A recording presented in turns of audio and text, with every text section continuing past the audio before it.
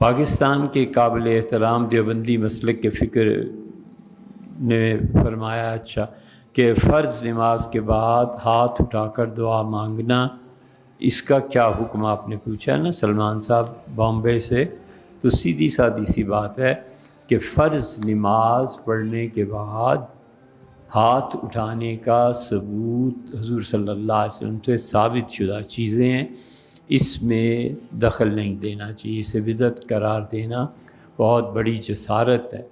تو احادیث میں آتا ہے کہ حضور اقدس صلی اللہ علیہ وسلم نے فرض نماز کے بعد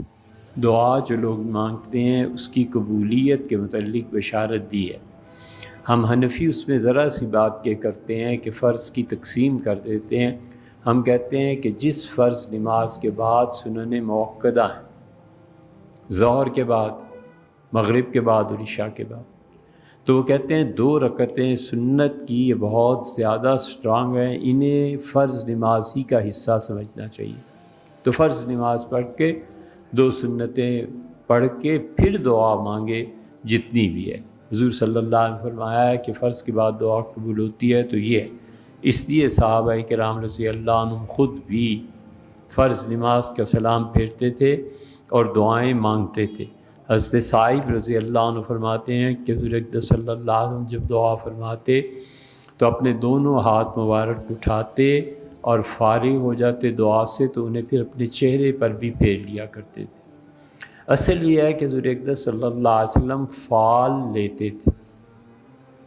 بہت زیادہ فال لیتے تھے. تو دونوں ہاتھوں کو سیدھا اٹھاتے تھے جب دعا کرنی ہوتی تھی، اور جب دعا دینی ہوتی تھی تو دونوں ہاتھوں کو الٹا اٹھا لیتے تھے. یہ ہے اور یہ کرتے تھے. تو جو دعائیں تھیں ان میں ہاتھوں کا اٹھانا یہ دعا کے آداب میں سے بھی ہے. اور حضور اقدس صلی اللہ علیہ وسلم دونوں ہاتھ اٹھاتے تھے تو فال لیتے تھے، اس سے کہ میرے ان دونوں ہاتھوں کو اللہ نے برکت سے بھر دیا، خیر سے بھر دیا. تو چونکہ چہرہ انسانی جسم میں سب سے اعلیٰ تصور کیا جاتا ہے تو دونوں ہاتھوں کو چہرے پہ پھیر لیتے تھے، یعنی وہ برکات جو اللہ نے میرے دونوں ہاتھوں میں نازل کی ہیں وہ میرے چہرے کو بھی اس نور اور اس برکت سے حصہ ملے. حضرت مالک بن یسار رضی اللہ عنہ کہتے ہیں کہ حضور اقدس صلی اللہ علیہ وسلم جب دعا مانگو تو ہاتھ کی ہتھیلیوں سے کرو، یہ اندر کی چیز، اور ہاتھوں کی پشت سے نہ کرو، یہ فرمایا ہے. اور رسول اللہ صلی اللہ علیہ وسلم خود کئی مرتبہ ایسے ہوا ہے کہ ہاتھوں کی پشت سے دعا مانگتے تھے جب کسی کے خلاف دعا دینی ہوتی تھی. حضرت عبداللہ ابن عباس رضی اللہ عنہما کی روایت بھی ہے کہ رسول اللہ صلی اللہ علیہ وسلم ہتھیلیوں سے سوال کیا کرو اور لوگوں ہاتھوں کی پشت سے نہ کرو، بس جب دعا سے فارغ ہو جاؤ تو اپنے دونوں ہاتھوں کو چہرے پہ مل لو. یہ ابھی جو فال کی بات گزری ہے. سیدنا انس رضی اللہ عنہ نے کہا ہے کہ رسول اللہ صلی اللہ علیہ وسلم نے فرمایا جب کوئی آدمی فرض نماز پڑھ لیتا ہے پھر ہاتھ اٹھاتا ہے اور کہتا ہے یا رب، اے میرے معبود، اے وہ ذات جس کی میں عبادت کرتا ہوں، تو آپ نے فرمایا اللہ اس کے ہاتھوں کو خالی نہیں جانے دیتا. سلمان فارسی رضی اللہ عنہ کی بھی روایت اسی طرح کی آپ کو حدیث کے ذخیرے میں مل جائے گی. حضور اقدس صلی اللہ علیہ وسلم کی بہت سی دعائیں اس باب میں آپ کو مل جائیں گی. فضل ابن عباس کہتے ہیں، یہ فضل ابن عباس رسول اللہ صلی اللہ علیہ وسلم کی سواری پہ یہ شرف حاصل ہے کہ آپ نے حج میں انہیں آگے بٹھایا تھا. جب آپ مزدلفہ سے چلے ہیں حضور صلی اللہ علیہ وسلم اس سفر میں یہ آپ کے سامنے بیٹھے ہوئے تھے.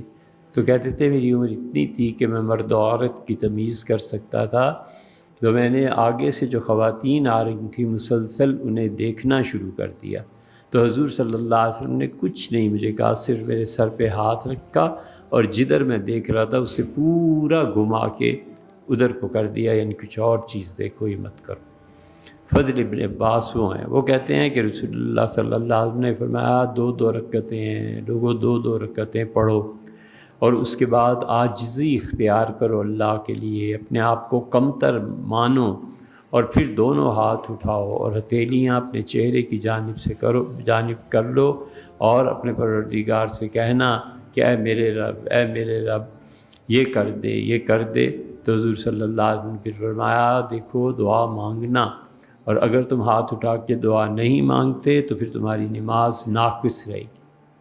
ایک آدمی ایسے ہی مسجد نبوی میں داخل ہوا اور فرض پڑھ لیا دعا کے بغیر، آپ نے فرمایا ادھر آؤ، اسے بلایا اور آپ نے فرمایا کہ یہ تم نے کیا کیا، اپنے پروردگار کی عبادت کی، اور جب اس کا انعام دینے کا وقت آیا تو تم اٹھ کے چل دیے، بیٹھو اور دعا مانگو۔ اسی طرح حضرت انس بن مالک رضی اللہ عنہ کی روایت آئی ہے، عمل الیوم واللیلہ میں امام نسائی رحمۃ اللہ کی کتاب ہے، بڑی زبردست چیز ہے۔ اس میں انہوں نے رسول اللہ صلی اللہ علیہ وسلم کی وہ دعا ذکر کی ہے جو آپ نے فرمایا تھا کہ تم میں سے کسی کو گردے میں پتھری ہو جائے تو اسے چاہیے کہ یہ دعا اللہ سے کرے، وہ پھر ٹھیک ہو جائے گا۔ اسی طرح بہت سی دعائیں عمل الیوم واللیلہ میں امام نسائی رحمۃ اللہ جمع کرتی ہیں۔ اس میں یہ آتا ہے کہ حضرت انس بن مالک رضی اللہ عنہ نے کہا کہ حضور اکرم صلی اللہ علیہ وسلم کوئی بھی آدمی جب نماز پڑھتا ہے اور فارغ ہو کے دونوں ہاتھ اٹھا دیتا ہے اور کہتا ہے اللہم الہی، اے میرے پروردگار، و الہ ابراہیم و اسحاق و یعقوب، اور ابراہیم، اسحاق اور یعقوب تینوں پشتوں کو پالنے والے علیہ السلام، و الہ جبریل و میکائیل و اسرافیل، اے پروردگار جو جبریل امین کا، میکائیل کا اور اسرافیل علیہ السلام ان کا پروردگار ہے۔ اسرائیل کا ذکر نہیں کیا کیونکہ وہ موت کے ساتھ نسبت ہے نا، تو فعال لی ان سب سے، اسألک ان تستجیب دعوتی، اللہ آج میرا سوال یہ ہے کہ میں جو دعا مانگوں اللہ اسے قبول فرما لے، فإنی مضطر، اللہ میں بہت شدید تکلیف میں ہوں، وتعصمنی فی دینی فإنی مبتلا، اللہ مجھے بچا لے،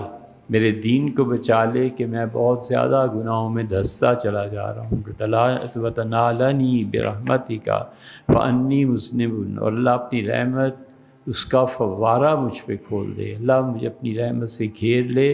میں گناہ گار آدمی، وتنفی عنی الفقر، اور اللہ میری غربت کو دور فرما دے، فإنی متمسکن،